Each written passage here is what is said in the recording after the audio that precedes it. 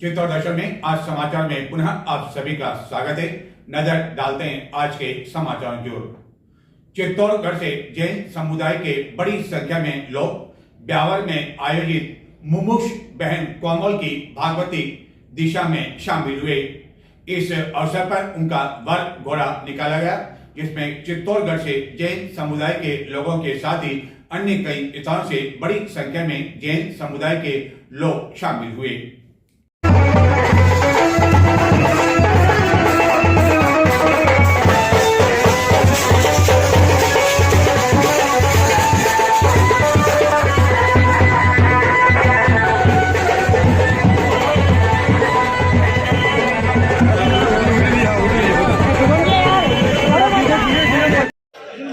जग में चमके,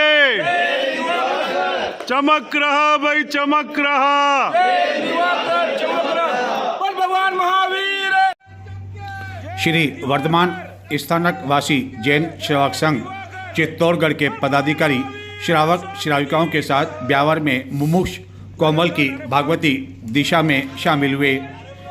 ब्यावर में विराजित छोटे जैन दिवाकर गुरुदेव धर्म मुनि के सानिध्य में इस दिशा महोत्सव का आयोजन हुआ, जिसमें कई जनप्रतिनिधि एवं अन्य स्थानों से आए लोग मौजूद थे।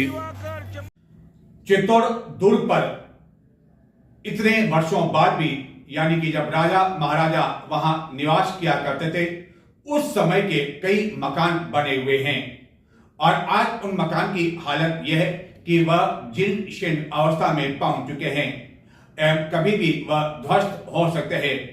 लेकिन स्थिति यह है, यदि दुर्गवासी अपने इस पुराने मकान की मरम्मत करवाना चाहें, जीर्णोद्धार करवाना चाहें, तो पुरातत्व विभाग उन्हें अनुमति नहीं देता है। पहले लोग चोरी छिपे यहाँ से निर्माण सामग्री दुर्ग ले जाया करते थे, लेकिन अब इतनी सख्ती कर दी गई है कि आप ईंट और सीमेंट, रेत आदि भी अपने मकान की मरम्मत के लिए दुर्ग पर नहीं ले जा सकते हैं।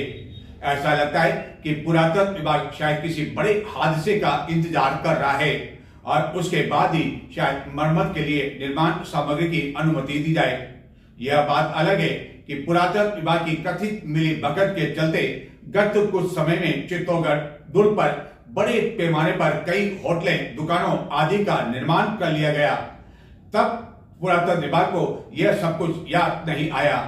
सवाल यह था कि आखिरकार पाबंदी अब लगाई गई, तो पहले जब होटल बन रहे थे, दुकान बन रहे थे और पुरातत्व विभाग का जो कार्यालय है उसकी नाक के समीप ही एक होटल का निर्माण हुआ, तो उस समय उन्हें यह पाबंदी याद क्यों नहीं आई, जिसको लेकर मंगलवार को दुर्ग वासियों ने कलेक्ट्रेट परिसर में धरना दिया और सांसद सीपी जोशी को इस संबंध में ज्ञापन दिया। यह है ऐतिहासिक चित्तौड़गढ़ में दुर्ग जाने का एकमात्र रास्ता। यह वही दुर्ग है जिसने समूचे भारत के सम्मुख शौर्य, देशभक्ति एवं बलिदानों का अनूठा उदाहरण प्रस्तुत किया, जिसका नाम लेते ही प्रत्येक स्वतंत्रता प्रेमी संसारवासी का मस्तक श्रद्धा नवत होना स्वाभाविक है। यह वही पवित्र भूमि है जिसका कण कण महाराणा प्रताप से वीर, भामाशाह से दानवीर, देशभक्त, मीरा सी भक्त और करुणा से पवित्र बहनों की गाथा सुनाता है। यह वही दुर्ग जाने का रास्ता है जहाँ एक नहीं कई स्मारक आज भी चट्टान के साथ खड़े हुए हैं और आज भी इस दुर्ग पर आबादी है, यानी कि कई लोग आज भी दुर्ग पर निवास करते हैं और कई ऐसे घर हैं जो कि राजा महाराजा के समय बने हुए हैं और इतने वर्षों बाद ऐसे मकानों की हालत क्या होगी आप सोच सकते हैं। लेकिन अब पुरातत्व विभाग द्वारा इन मकानों की मरम्मत के लिए लोगों को किसी तरह की निर्माण सामग्री ले जाने की अनुमति नहीं दी जा रही है, जिसे आक्रोशित लोगों ने मंगलवार को कलेक्ट्रेट में सांसद कार्यालय के बाहर धरना दिया और सांसद को इस संबंध में ज्ञापन देकर चित्तौड़ दर्शन को बताया कि हम बहुत पुराने निवासी हैं, कम से कम हमारी 5-5, 10-10 पीढ़ियाँ वहाँ हो चुकी हैं। इतनी पुरानी आबादी भी, सबसे पुरानी की आबादी जो किले पर कहीं भी है दुनिया में, तो वो किला माना जाता है चित्तौड़ दुर्ग। ठीक है साहब, वहाँ के हम निवासी हैं, वहाँ पे हमेशा रहते हुए आए हैं, हमारे और कहीं मकान नहीं है और जहाँ हमारे पैतृक मकान है उसी को हम मरम्मत करा करके वापस उसमें सेटल होते रहते हैं। लेकिन अब आज के लिए हुआ कि प्रशासन ने उसको रोक दिया कि निर्माण सामग्री कोई नहीं ले जाएगा यहाँ पे। तो अगर हम नहीं ले जाएंगे तो रहेंगे कैसे? टूटे हुए मकानों के अंदर हमारी वो स्थिति आप भी देख सकते हैं, मीडिया देख सकता है उसको। हमें खुशी होगी कि मीडिया ने हमारा ये सहयोग किया कि वहाँ आकर के हमारे मौके पे देखा। अब इसमें ये एक पतंगड़ लोगों ने बना रखा है कि व्यवसायिक स्तर पे आप निर्माण कर रहे हो या और कोई निर्माण कर रहे हो, मॉन्यूमेंट के ऊपर निर्माण कर रहे हो, तो ये प्रशासन की बात है। वो उनके लिए जो नॉर्मल जो कार्रवाई होती है कानून के अनुसार जो हो, नॉर्म्स के अनुसार वो कर ले। लेकिन जो वहाँ पे पैतृक निवासी हैं, हमारी पीढ़ियाँ वहाँ जो रहती है, उनके लिए न नुकसान हो ये तो सोचे कम से कम प्रशासन। और हमारे अभी तक काम रुके हुए हैं, किसी की दीवार आधी बनी हुई है, किसी के आरसीसी पड़ी हुई है, किसी के बिल्कुल हटा दिया, डिसमेंटल कर दिया, क्योंकि पुराने मकान है साहब, 2.5 फीट पुरानी दीवारें वहाँ मिल सकती है आपको अभी भी। और मेरे खुद की दीवार है जो मिट्टी और गारे के अंदर, पत्थर के अंदर बनी हुई है। अब उनको अगर हम वापस रिन्यूअल कर रहे हैं तो उसमें क्यों प्रशासन ऐसा बाधा बना रहा है? हमें ऐसा लग रहा है साहब जैसे हम कोई बांग्लादेश के हैं या रोहिंग्या आ गए हैं हम लोग यहाँ पे, जबकि हमारी पीढ़ियाँ इस किले के ऊपर रही है। ये पुरातत्व विभाग जो है वो सबसे ज़्यादा इसके अंदर अड़चन करता रहता है, लेकिन वो मॉन्यूमेंट संभाले साहब, हम तो उसमें सहयोग करते हैं और वहाँ रहने वाले लोग। तो ये गुजारिश करने के लिए हम सांसद महोदय साहब के पधारे हैं, उपस्थित हुए हैं कि वो हमारी सुने। और तो आपने ज्ञापन दिया क्या? समस्या का समाधान के लिए क्या आश्वासन मिला आपको? ज्ञापन हमने दिया,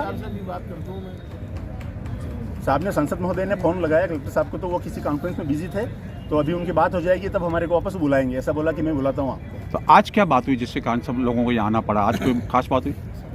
आज का बिल्कुल परेशान तो सारा गांव परेशान है साहब, सबके निर्माण कार्य चल रहा है। हाँ, वहाँ छोटे छोटे सामान जो हम ले जाते हैं उनके लिए भी रोका जा रहा है आजकल। तो पुलिस प्रशासन वहाँ बैठा हुआ है, पाड़न पोल जो पहला गेट है दुर्ग पे चढ़ने का, उस चढ़ाई के वहाँ पे एक तो पुरातत्व का गार्ड लगा हुआ रहता है और एक पुलिस प्रशासन से एक आदमी रहता है। तो वो लोग हमारे को कोई सामान नहीं ले जाने दे रहे। तो इसका मतलब तो ये हो रहा है कि एक अजगर जैसे किसी की कुंडली मार करके उसको कसता रहता है, वैसे हमारे को कसते जा रहे हैं कि आप अपनी सामान्य जरूरत की चीजें भी नहीं ले जा पाओगे। कल हमारे को सब्जी ले जाएंगे तो भी कह सकते हो तुम तो गोभी कल ले गए थे, अब आलू ले जाओ आज। ये कोई बात नहीं होती है। हम वहाँ की सामान्य जनता है, जैसे पूरे देश की जनता है वैसे हमारे भी संवैधानिक अधिकार है, मूलभूत अधिकार है। तो मानवाधिकार भी क्या कर रहा है, हमारी तरफ ध्यान दे कम से कम, कि जब हम वहाँ रहते हैं, हमारे वहाँ मकान है और कोई हमारा ठिकाना है नहीं, तो हम वो छोड़ के कहाँ जाएंगे? तो कहाँ जाएं?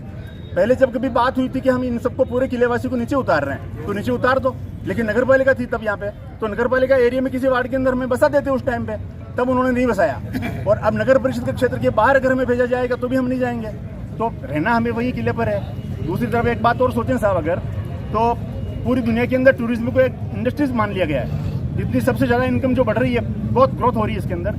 तो यहाँ पे जब आपका वर्ल्ड हेरिटेज का दुर्ग है, तो यहाँ पे जो पूरी दुनिया के लोग आते हैं उनके लिए मोबाइल कनेक्टिविटी तक नहीं साहब, नेट कनेक्टिविटी वहाँ नहीं मिलती है, वहाँ मूलभूत सुविधाएं पर्यटकों को नहीं मिलती है। और वहाँ जो हम सामान्य जनता वहाँ रह रही है उनको भी आप परेशान कर रहे हो। तो कल यहाँ की स्थिति क्या होगी? पेयजल हो, लाइट हो, बिजली हो, मोबाइल हो, सारी ये व्यवस्थाएं। हमारा तो सब ये निवेदन है और साहब के माध्यम से ये निवेदन है कि हम, ये जनता आपकी जनता है, तो जाएंगे कहाँ? आज की यदि बात करें तो दुर्ग पर लगभग कितने लोग निवास करते होंगे? कम से कम 5000 की आबादी है साहब। उसके अंदर कम से कम 2400 के लगभग तो वोटर्स हैं। वहाँ पे सीनियर सेकेंडरी स्कूल है, पुलिस चौकी है, वहाँ डिस्पेंसरी है। डिस्पेंसरी तो चलो पुरातत्व विभाग ने बिल्डिंग नहीं बनानी थी, लेकिन डिस्पेंसरी फिर भी चल रही है, डॉक्टर बैठते हैं वहाँ पे, पोस्ट ऑफिस है। तो ये सारी सुविधाएं, नागरिक सुविधाएं, और नगर परिषद का एक वार्ड नंबर 43 है वो पूरा, तो पूरा वार्ड है साहब, वो हमारी नागरिक जो कानून जो लागू होता है सब पे हमारे ऊपर भी लागू हो। लेकिन हमारे को क्यों परेशान किया जा रहा है प्रशासन के द्वारा? हमारा ये निवेदन है प्रशासन से भी कि कृपया इस पर सहानुभूतिपूर्वक विचार किया जाए। जब किसी टेंट व्यवसायी और इवेंट से जुड़े व्यवसायी की शादी हो तो आप सोच सकते हैं कि जब उसकी बिंदोली का आयोजन हो तो कितनी धूमधाम से और अनूठी बिंदोली होगी। ऐसी कुछ अनूठी बिंदोली निकाली मंगलवार रात्रि को चित्तौड़गढ़ नगर के प्रताप नगर क्षेत्र में। पूर्व पार्षद भरत डंग के पुत्र की शादी के उपलक्ष्य में मंगलवार रात्रि को अनूठी बिंदोली का आयोजन किया गया, जिसमें बाहर से भी इस बिंदोली में शामिल होने के लिए कई लोगों को बुलाया गया। बताते हैं हम आपको यह अनूठी बिंदोली।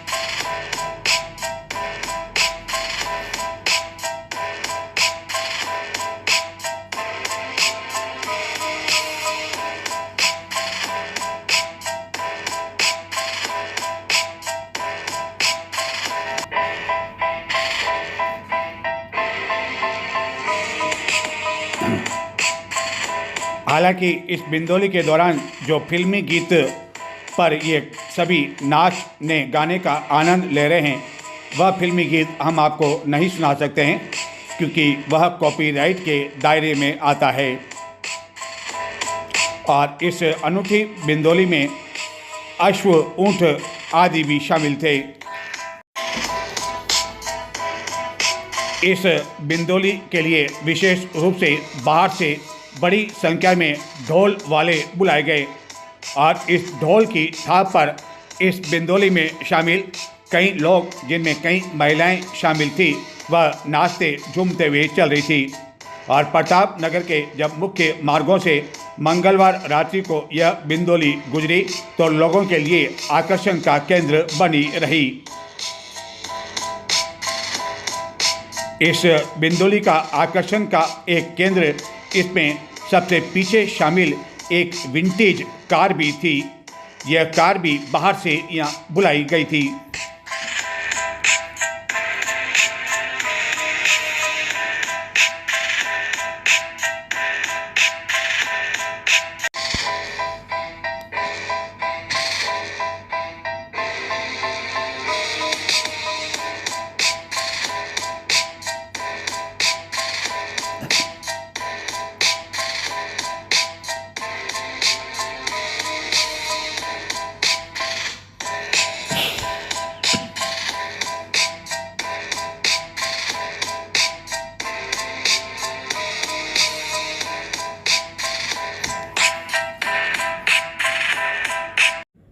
चित्तौड़गढ़ के सांसद सीपी जोशी द्वारा मंगलवार को कलेक्ट्रेट परिसर में स्थित सांसद जन सुनवाई केंद्र में जन सुनवाई की गई। इस दौरान चित्तौड़गढ़ के साथ ही जिले भर में बड़ी संख्या में आए लोगों ने सांसद को विभिन्न समस्याओं से रूबरू कराया। कई लोग इस दौरान समूह में भी सांसद के पास पहुंचे एवं अपनी समस्याएं सांसद को बताई। चित्तौड़गढ़ के सांसद सीपी जोशी द्वारा मंगलवार को कलेक्ट्रेट परिसर में स्थित सांसद जन सुनवाई केंद्र में 2 घंटे से भी अधिक समय तक जन सुनवाई की गई। इस जन सुनवाई के दौरान न केवल चित्तौड़गढ़ बल्कि जिले भर से कई लोग अपनी अपनी समस्याओं को लेकर पहुंचे। इन समस्याओं में कई का समाधान करने के लिए सांसद द्वारा हाथों हाथ अधिकारियों को फोन भी किए गए। कई लोग ऐसे भी थे जो उन्हें निकट पहुंचकर अपनी समस्या से रूबरू करवाना चाहते थे। इस दौरान कई समूह में भी संगठन एवं संस्थाओं के कर्मचारी आदि पहुंचे और विभिन्न समस्याओं को लेकर सांसद को ज्ञापन दिया, जिसको लेकर सांसद ने इसका समाधान करने का या तो आश्वासन दिया या अपने पास मौजूद प्रतिनिधियों को संबंधित अधिकारियों से बातचीत कर इसका समाधान करने का निर्देश दिया। जन सुनवाई के दौरान अन्य कई जनप्रतिनिधि कार्यकर्ता भी मौजूद थे। चित्तौड़गढ़ के सांसद सीपी जोशी जब कभी चित्तौड़गढ़ होते तो सांसद कार्यालय पहुंचकर जन सुनवाई करते हैं और जब वह नहीं होते तो सांसद कार्यालय में मौजूद उनके प्रतिनिधि उन सुनवाई को करते हैं। लेकिन जब कभी जन सुनवाई होती है तो उतने ही लोग मौजूद होते हैं जो कि हर जन सुनवाई के समय मौजूद होते हैं। आखिरकार ये संख्या कम क्यों नहीं हो रही है? क्या लोगों की शिकायतें लगातार बढ़ती जा रही है या उनकी समस्याओं का समाधान नहीं हो रहा है? इस बारे में हमने सवाल किया सांसद सीपी जोशी से, तो उन्होंने इसका जवाब भी दिया एवं रेलवे को लेकर भी कई सवाल उनसे पूछे तो उन्होंने बताया कि आने वाले समय में रेलवे के क्षेत्र में चित्तौड़गढ़ संसदीय क्षेत्र के लोगों को कई बड़ी सौगात मिल सकती है। और आपके द्वारा जन सुनवाई की जाती है और उतने ही लोग आते हैं जितने की पहली बात है, तो क्या माना जाए कि समस्याएं ज़्यादा है या लोग परेशान हैं?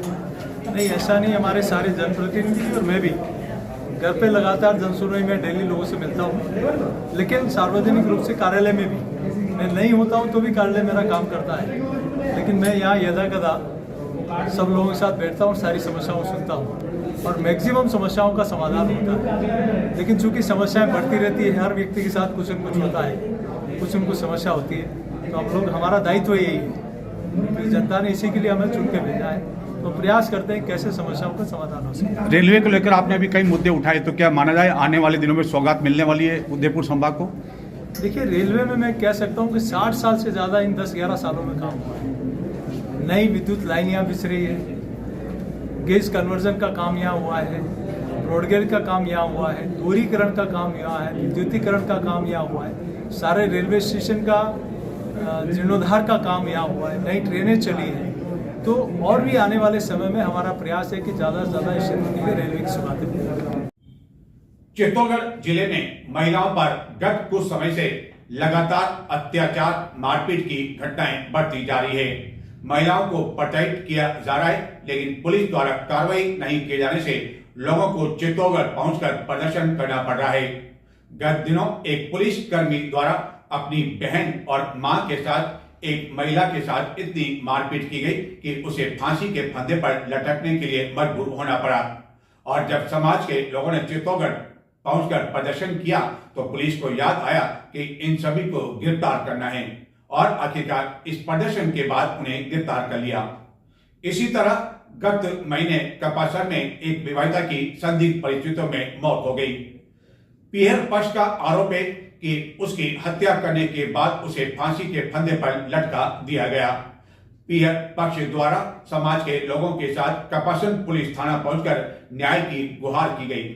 मामला दर्ज करवाया गया। कई सबूत भी पुलिस को दिए गए कि उसकी आत्महत्या उसने नहीं की बल्कि पहले हत्या की गई, मारपीट की गई, मारपीट के निशान दिखाए गए। लेकिन पुलिस द्वारा कार्रवाई करना तो दूर, अब तक ससुराल पक्ष से कोई पूछताछ भी नहीं की गई, जिसके कारण मृतका के परिवारजन एवं समाज के लोगों ने मंगलवार को चित्तौड़गढ़ कलेक्ट्रेट पहुंचकर जोरदार प्रदर्शन किया एवं पुलिस के खिलाफ जमकर नारेबाजी की। अधिकारियों एवं सांसद को इस संबंध में ज्ञापन भी दिया। चित्तौड़गढ़ जिले की एक और बेटी ससुराल की यातनाओं मारपीट से शिकार हो गई और आखिरकार उसने अपनी जीवन लीला समाप्त कर दी। चित्तौड़गढ़ जिले में गत कुछ समय से महिलाओं पर अत्याचार एवं उन्हें प्रताड़ित करने की लगातार घटनाएं बढ़ती जा रही है।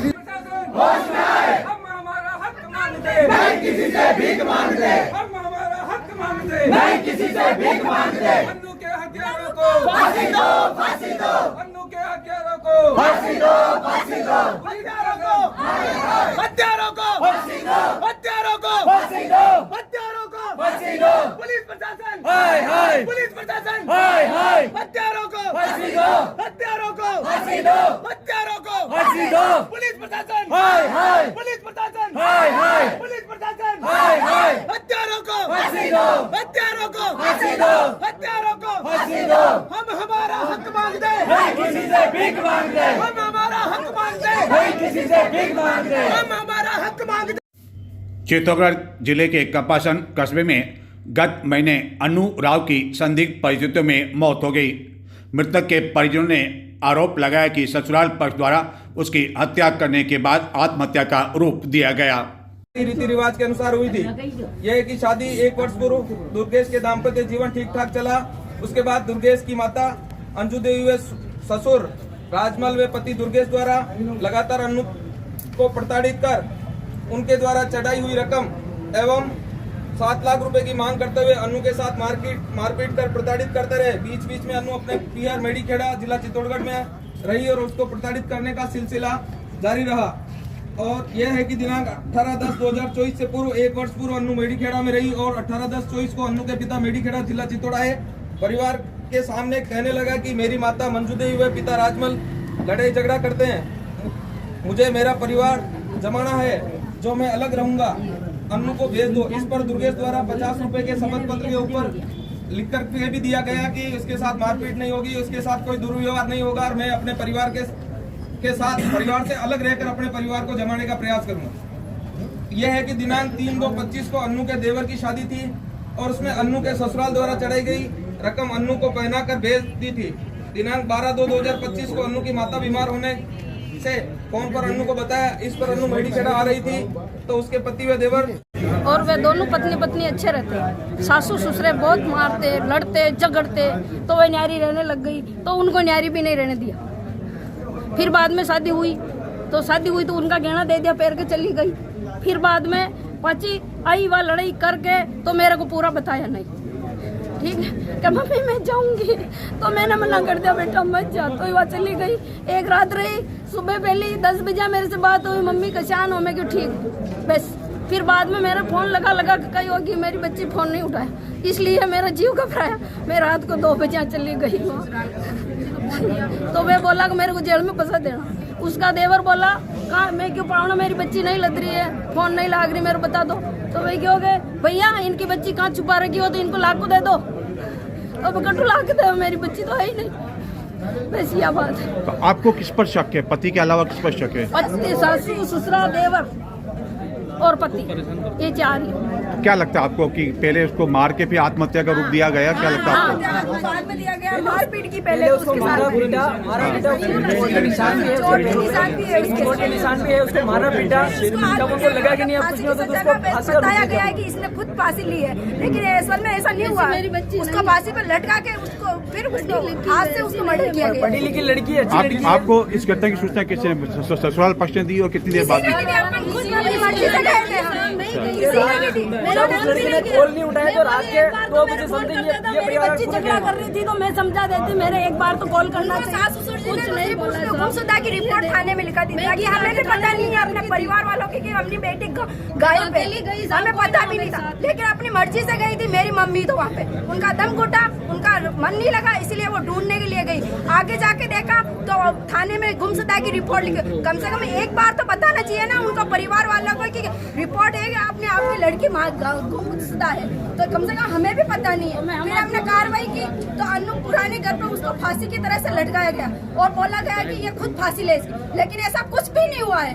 उसको मारा गया, पीटा, उसको चोट के निशान है, चीरे लग रहे हैं, फांसी लगाने वाला खुद के शरीर में चोटें और फिर बार ताला कैसे लगा सकता है? फांसी लगाने वाला बार ताला कैसे लगा सकता है? ये तो खुद आप भी देखो ना। कमरे के बाद ताला लगा हुआ था। ताला लगा हुआ था, अंदर ताला बाहर ताला। जब उसका पति उसे ढूंढने गया तो सीधे वाले रूम में नहीं गया, वो ऊपर वाले रूम में चला गया, वहाँ पे उसको ढूंढने लग गया। फिर बाद में नीचे आके फिर नीचे वाले रूम में ढूंढा, उसने खुद ने गेट खोला, जिस तरह से गेट खोलते हैं, और वो लड़की हुई थी वहाँ पे। तो इस चीज से तो अपन को पता है जब फांसी खाने वाला बाहर कैसे ताला लगा है। आप वीडियो भी है। कपासन पुलिस थाना भी गए थे, पुलिस का क्या रोल रहा, पुलिस की भूमिका क्या रही? यही रोल लगा हमारी कार्रवाई कर रहे हैं। हम ऐसे दिखने वालों में से नहीं है, तुम हमसे ज्यादा जानते हो क्या? हम हमारी कार्रवाई कर रहे हैं। हम जब उनके पास जाते तो डर धमका के और वापस रिटर्न कर देते हैं। हम हमारी कार्रवाई कर रहे हैं। उस कार्रवाई को चलते हुए कम से कम आसन नहीं मिला है हमें, कुछ भी नहीं हो रहा है। कानून क्या है? कानून सो रही है क्या? हम ला के दे रहे हैं अपनी बेटी और उसके साथ ऐसा दुरुपयोग हो रहा है और वो फांसी पे लटक रही है, उसके बाद कुछ नहीं हो रहा है क्या? कानून क्या सो रही है क्या? मेरे को नहीं पकड़ोगे आप? हमारी बेटी गई है, मेरे को नहीं पकड़ेगा, मैं काट दूं उनको। अब क्या कपासन घूम रहे हैं, काट दूं उनको जाके। आप मेरे को कुछ नहीं बोलोगे। कपासन पुलिस पर आपको विश्वास है या नहीं? अब क्या चाहते हैं आप? हमें उनकी सजा चाहिए। उनका भी फांसी चाहिए हमें। जयपुर रिपोर्ट गई वो अभी तक नहीं आई। इस तरह की दूसरी घटना 2 महीने पहले ऐसी घटना उन्हीं के परिवार में पहले भी हो चुकी है, उसके ऊपर भी कोई कार्रवाई नहीं हुई। मृतका का पियर चित्तौड़गढ़ के समीप मेड़ी खेड़ा है। समाज के लोगों ने मृतका के पियर पक्ष द्वारा इस मामले को लेकर सांसद से भी मुलाकात कर उन्हें इस संबंध में ज्ञापन दिया गया। सांसद ने इस संबंध में अधिकारियों को फोन कर उन्हें भी लताड़ पिलाते हुए कहा कि क्या न्याय की मांग करने के लिए लोगों को कपासन से चित्तौड़गढ़ आना पड़ेगा। उनकी ओर से अभी तक कोई कार्रवाई नहीं, बल्कि एफआईआर का मतलब ये होता है 5 फरवरी के रिपोर्ट 14 तारीख से अभी तक कोई पूछताछ नहीं हुई, कोई कार्रवाई नहीं हुई। मैं रोज जा रहा हूँ, एक दिन में 4 घंटे मैंने लगातार धूप में वही छूटी क्या? वही छूट गया। अब आए लेट कंप्लेंट कर पुलिस के पास।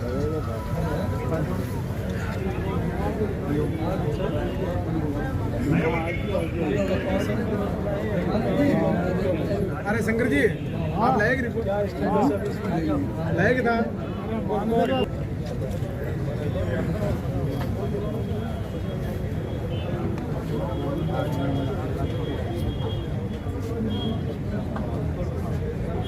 आपके नीचे के लोगों को पूरे डंपर रेत के डंपरों के साथ लोगों का ध्यान रखें।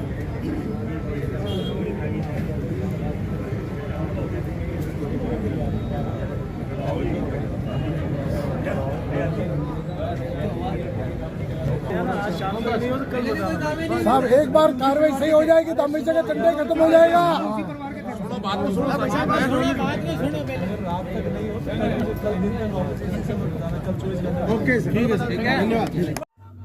कपासन पुलिस द्वारा इस संबंध में अब तक कार्रवाई करना तो दूर, जिन पर आरोप लगाए जा रहे हैं उनसे पूछताछ तक नहीं की गई, जिसको लेकर कलेक्ट्रेट में पुलिस के खिलाफ लोगों ने जमकर प्रदर्शन किया, नारेबाजी की एवं आक्रोश व्यक्त किया और सांसद के आश्वासन के बाद ये लोग पुनः लौट सके। लेकिन उन्होंने चेतावनी दी कि शीघ्र ही अभियुक्तों को गिरफ्तार नहीं किया गया तो समाज को और उग्र आंदोलन करने के लिए मजबूर होना पड़ेगा।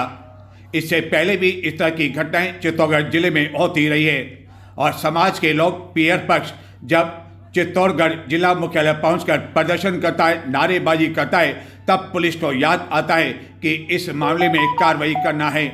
तो क्या अन्नू के मामले में भी अब ऐसा होगा कि प्रदर्शन हुआ तब पुलिस को याद आएगा कि जो इसमें अभियुक्त बताए जा रहे हैं उनके खिलाफ कार्रवाई की जानी चाहिए। तो ये कार्रवाई आखिरकार पुलिस द्वारा समय पर क्यों नहीं की जाती है, क्योंकि अन्नू की मौत को लगभग 15 दिन। चित्तौड़गढ़ के प्रताप नगर क्षेत्र में पूर्व पार्षद भरत डंग की ओर से सोमवार रात्रि को माता की चौकी का आयोजन किया गया, जिसमें दीपक अरोड़ा एंड पार्टी ने अपने भजनों आदि से ऐसा समा बांधा कि कई लोग अपने स्थान से उठकर नाचने झूमने के लिए मजबूर हो गए। चित्तौड़गढ़ नगर के प्रताप नगर क्षेत्र में मंगलवार रात्रि को पूर्व पार्षद भरत डंग की ओर से माता की चौकी का आयोजन किया गया। इस दौरान दीपक अरोड़ा एंड पार्टी के द्वारा आकर्षक भजन प्रस्तुत किए गए। खाटू श्याम के भजनों पर बड़ी संख्या में मौजूद लोग, जिनमें कई महिलाएं भी शामिल थी, वह अपने स्थान से नाचने झूमने के लिए मजबूर हो गई। आ गया। अब तक आपने चित्तौड़ दर्शन चैनल को सब्सक्राइब नहीं किया हो तो आज ही सब्सक्राइब करें एवं अपनों को भी कहें। खुश रहें, मस्त रहें।